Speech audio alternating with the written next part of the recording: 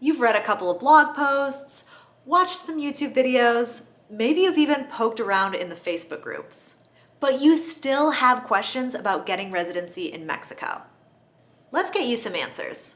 For the best advice about moving to Mexico, subscribe to my channel and hit the bell to be notified when I upload new episodes every Monday and Thursday. If you're new to my channel, welcome, and if you've been here before, welcome back. My name is Alex, and I moved to Mexico from the US in 2017. I've called Querétaro home ever since. Since starting my channel back in 2020, I've made several videos about getting your residency in Mexico. For this video today, I went back to those old videos, looked through the comment section, and I'm going to be answering the 7 most frequently asked questions about getting your residency in Mexico. To make sure that I'm giving you the most up-to-date, the most accurate information, I double-checked the answers to all of these questions with immigration advisor and host relocation founder Ivan Pavan. Now, if you are in Querétaro or La Paz and you want somebody to help you with the residency process in Mexico, then I highly recommend reaching out to Ivan. I will link her contact information in the description below. Number 1. What's the difference between a residency visa and a residency card? Some people will use these terms interchangeably, but as you can see, the residency visa and the residency card are 2 separate documents. Let's start with the residency visa.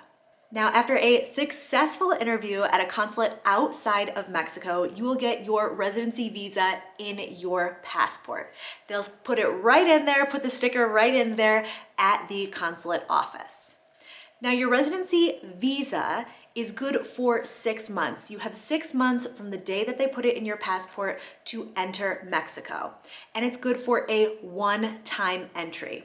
When you travel to Mexico and the immigration officer is checking your FMM, when they are checking your passport, you'll make sure that they see the visa and they will stamp your FMM with 30 days. From that point, you have 30 days to go to INM for the second part of the process, and that's getting your residency card. In a recent video, I shared that many INMs across Mexico are no longer accepting walk-ins, and instead you've got to make an appointment online ahead of time. Now, if you are unable to get your appointment for those first 30 days, that's okay, don't freak out. You just need to make the appointment itself within those first 30 days.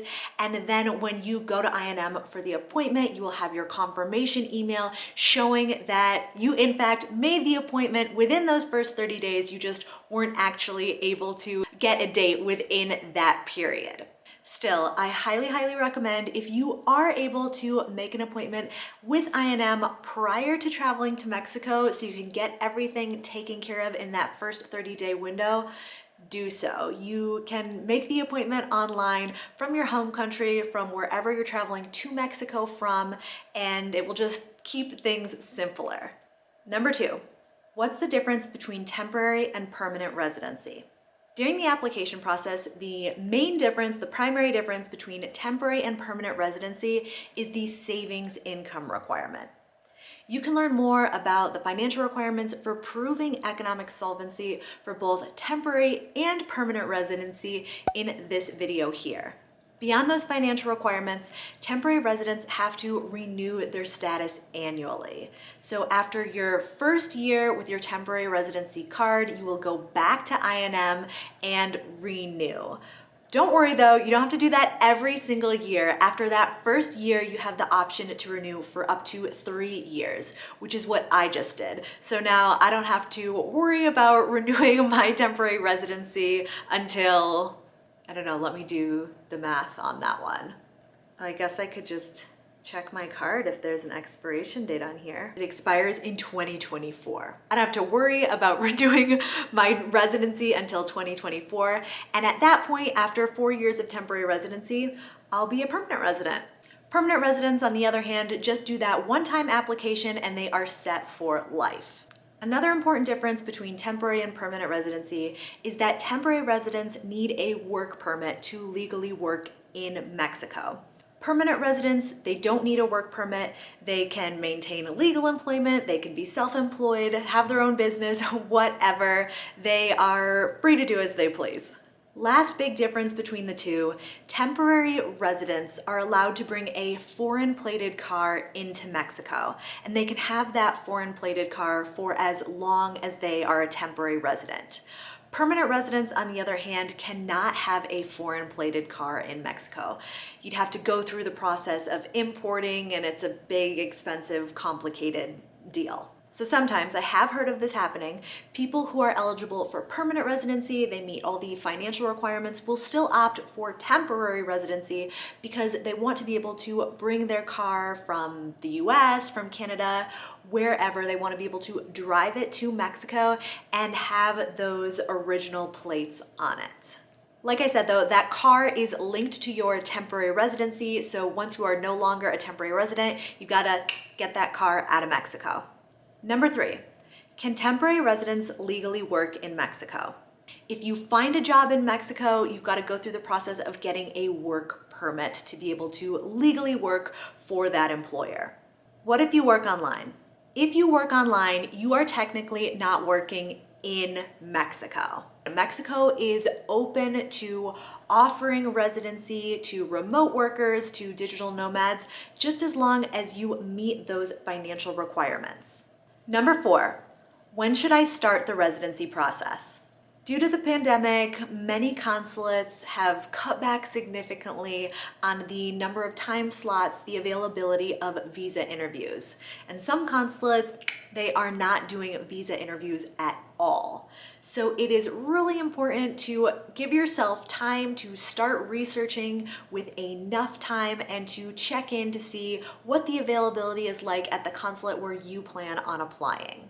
Most consulates won't let you book your visa interview super far in advance. They usually open their time slots a month, maybe 2 months out. But I recommend starting to gather your documents about 6 months out, just to make sure that you have all your ducks in a row and you have an opportunity to communicate with the consulates, or at least try to communicate with the consulates, to double check that you meet the financial requirements and that you have everything you need for a successful visa interview. If you're a DIYer looking for a step-by-step checklist to walk you through the residency process to make sure you have all those documents for a successful visa interview, then the Mexico Residency Roadmap is for you. Inside the Mexico Residency Roadmap, you'll find an easy-to-follow 10-point checklist with everything that you need to do to get your residency in Mexico, taking you step by step so you never have to wonder, what do I do next? It has all the links you need for making appointments and downloading forms, plus a translated version of the infamous Formato Básico that you won't find anywhere else. As an added bonus, you'll get the handy residency phrasebook, which tells you exactly what to say in Spanish and who to say it to for important situations like traveling to Mexico and showing the immigration official the visa in your passport, to doing the Pago de Derechos, to prepare for your INM appointment, and so much more. There is even an audio file. We've got a native Spanish speaker who is repeating those phrases for you so you can practice and gain confidence before you have to use them yourself. Head to the link in the description and I've got a special discount code for you. If you use YouTube10, you will get $10 off the Mexico Residency Roadmap. Number 5, how does the residency process work if you are married to a Mexican national? If you're married to a Mexican national, the residency process is significantly simpler. To start, you can go ahead and skip the consulate. No visa is necessary. You will travel to Mexico as a tourist and you can go ahead and start the process at INM in Mexico.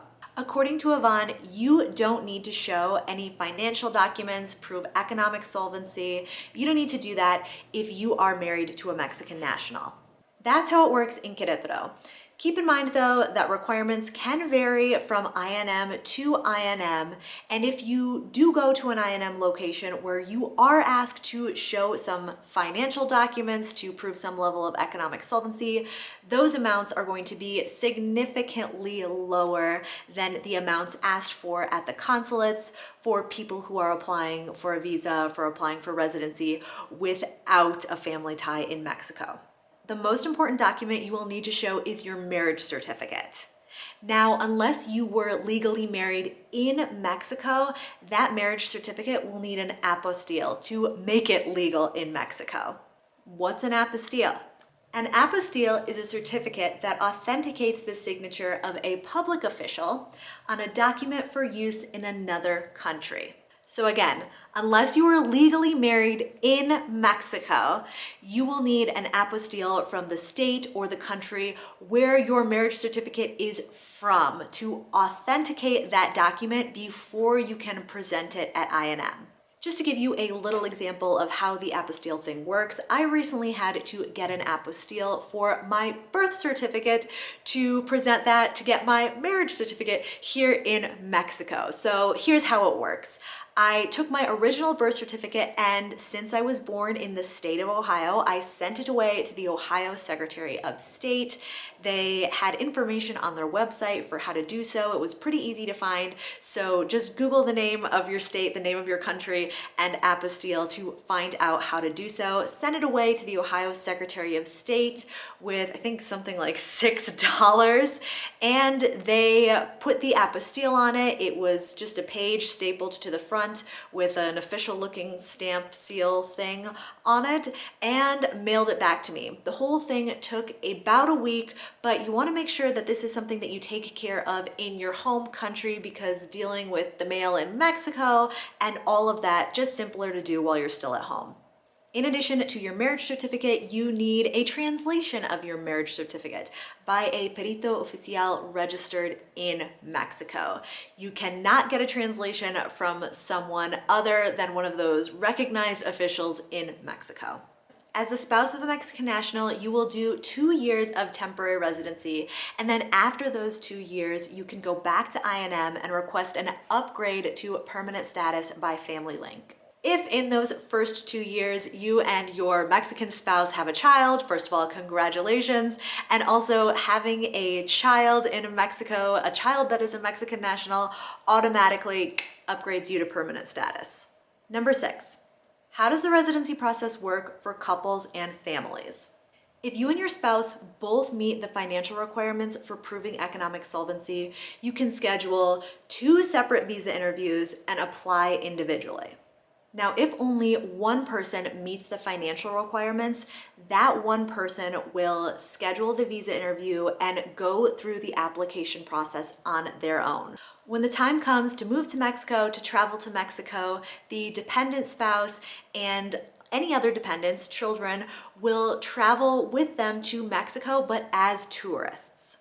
Once the primary person has gotten their residency card in Mexico, then they can start the process of linking those dependents, linking the dependent spouse, linking the children, and that all can be done at INM in Mexico. You'll have to meet some financial requirements, prove economic solvency, that the primary person has enough money to support their spouse, to support their children, but those numbers, those amounts are much lower than the financial requirements for applying as an individual.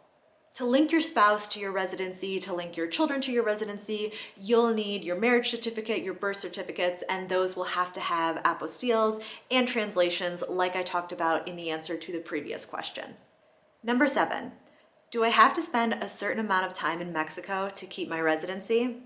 The amount of time that you actually spend in Mexico doesn't affect your residency status.